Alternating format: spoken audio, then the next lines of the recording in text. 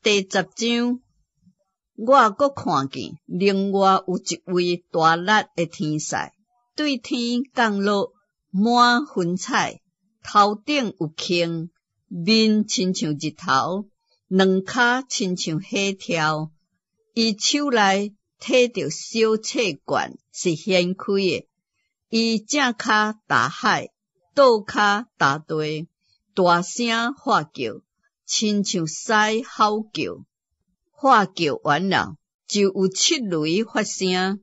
七雷发声下了后，我拄要写出来，就听见对天顶有声音讲：七雷所讲的，你着封起来，毋通写出来。我所看见的，迄个大海大地的天使，天举起正手，指着迄个创造天甲天顶的物，地甲地上的物，海甲海中的物，直直活到永永远远的起咒纸讲，无阁有时日了。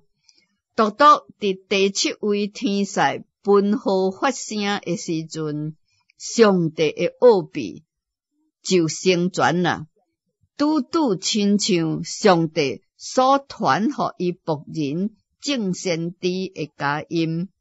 我先前对天顶所听见迄个声音，阁吩咐我讲：你去将迄个大海大地的天使手中掀开的小册卷摕过来。我就行到迄天使迄位，对伊讲：请你将小册卷予我。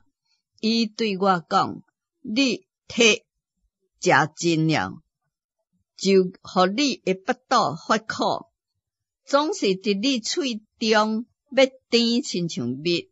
我对天使手中将小册卷寄过来，食完了，伫我喙中果然甜亲像蜜。